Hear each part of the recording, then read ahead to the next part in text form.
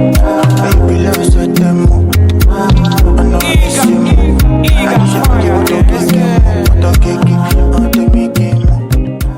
Hey, good people, how you doing? Welcome to episode 2 of 254 Rugby. We are going to talk about the World Rugby Junior Trophy. We are going to talk about the Rugby Africa Cup and look at the results from test matches played this past weekend all over the world.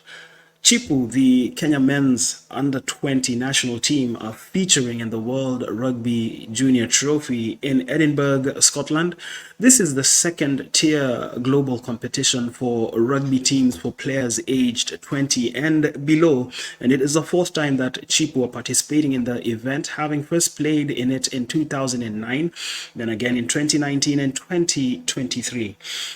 At the time of recording this episode, Chipu had played 3 matches, losing all of them. They started with a 25-7 defeat at the hands of Uruguay. They lost 51-3 to the Netherlands before losing 30-17 to the United States of America. They are set to take on Hong Kong in the 7th place playoff to determine their overall ranking at the close of the competition. Did you expect the results? Well, I don't know about you guys, but I did. You see, in Kenya, I think we do have a culture, I think it's even a tradition of winging it when it comes to preparations for all of our national teams. We expect magic from them, and having literally winged the preparation. And this always happens every time we send them out to competition. And on that note, I just want to give a special shout out to all national squad players, technical benches as well, and the support staff who ensure that these teams actually honor their fixtures and actually put their best foot forward day in, day out. They do it with meager resources and a big heart. Now back to Chipu, and just looking at it this way. The first match of the year literally came in competition at the Bartes Cup. They eventually won the tournament and secured the right to represent Africa at the World Rugby Junior Trophy. And again, they're playing their first game against Uruguay. No build-ups, no nothing. Yeah, we do appreciate the alignment matches and the camps, but I do feel that a lot more needs to be done. I know there is a challenge with resources, but that is why the board of directors at the Kenya Rugby Union need to do more in terms of securing partnerships and sponsorships and resources to make sure that these teams get the best in terms of preparation, in terms of welfare. The long and short is that they need to be intentional about what it is they want to achieve with the national teams, what they want to achieve with the game in the country. So the onus is on those people in those positions to ensure that there is an intentionality about everything that we do related to rugby. We are still talking about Kenyan national teams, and the senior men's national team, the Simbas, will be taking part in the Rugby Africa Cup. It will be in Kampala, Uganda from the 18th to the 29th of this month, July 2024. The Africa Cup is back on African soil after that harebrained scheme by the then Rugby Africa administration to have it held in France for the flimsiest of reasons. I mean, they said that teams will get better exposure. What crap.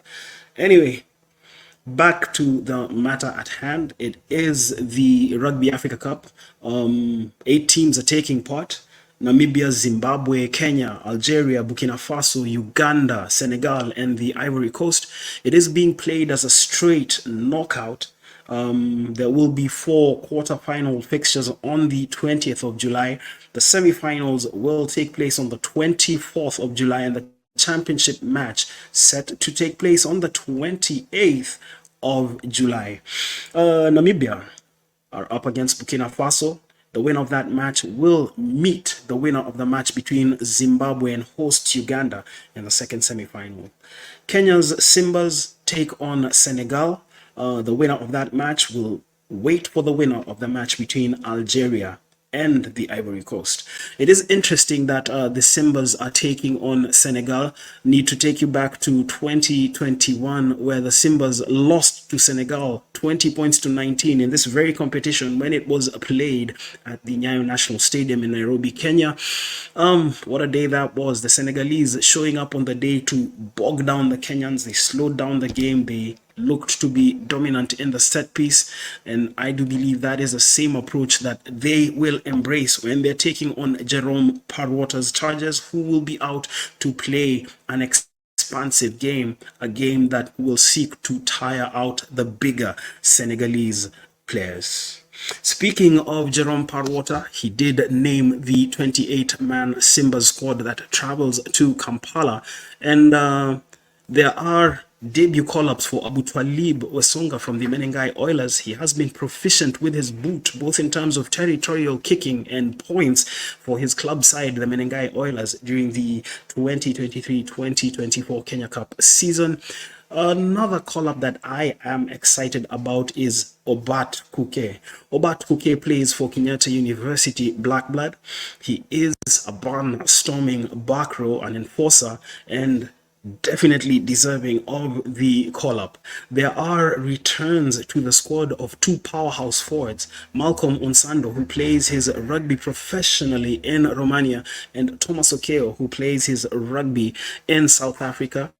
They missed out on the Simba's national team assignments in 2023, and they will be back to give some meat to the Simbas, who will be looking for a good outing. There are also call-ups for Richel Wangila, former Kenya Under-20 international, making the squad. And then the return of two very experienced scrum halves in Michael Wanjala from KCB and Samson Onsomu.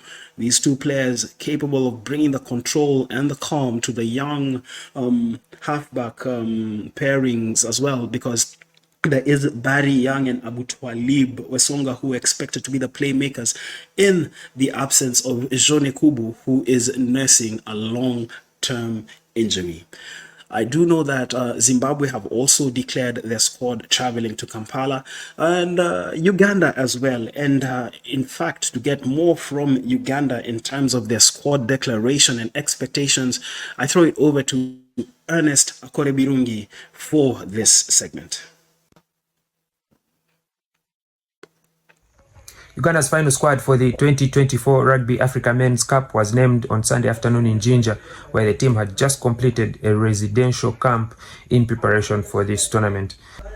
But preparations for this tournament did not just begin last week. They began way back in February, when the Uganda Rugby Union sent 7 players for a high-performance program in South Africa in partnership with the Blue Bulls. The full training squad also traveled to South Africa at the end of June for 3 trial matches that they played against the locally based clubs in Pretoria.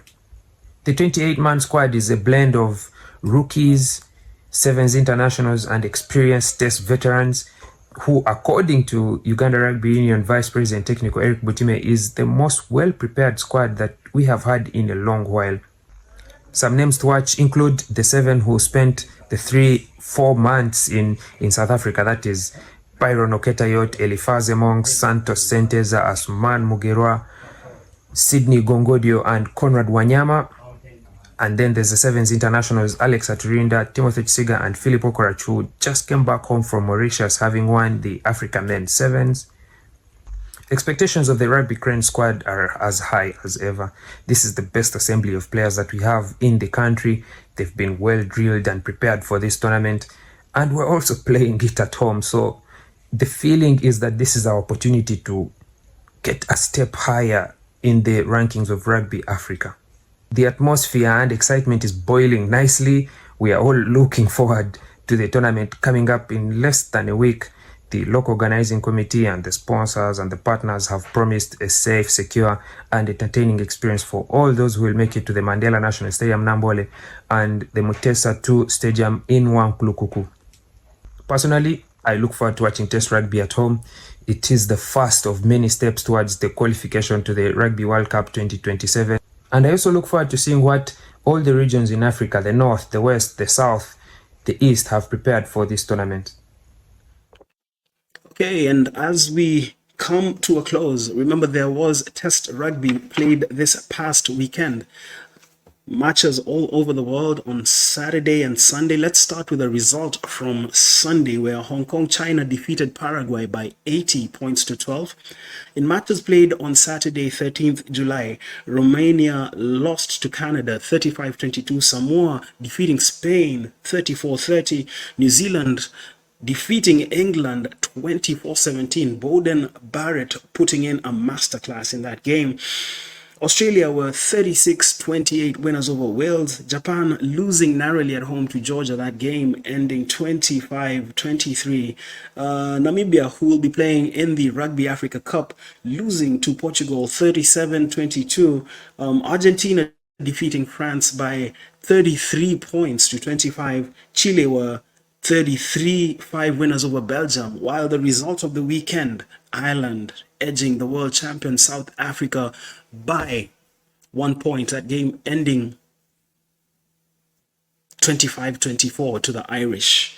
There still is a lot more rugby to look forward to and to talk about. We do have the National Sevens Circuit coming up in Kenya, and stateside, Monate Akwe's Seattle Seawolves are through to the MLR playoffs. They are looking to lay their hands on the title, and Monate Akwe, who's played for the Kenya Simbas, definitely will be fired up, and just want to tell him that all of Kenya is rooting for you, and do wish you all the best in that particular game.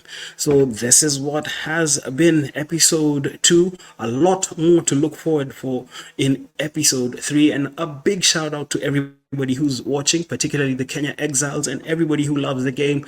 Let's keep talking about the game. Let's keep supporting the 254. Signing out. Have a great evening, great day, great night, whatever. Catch you again next time. On your mark, baby, let's set them up. I know I see you. I just want you to be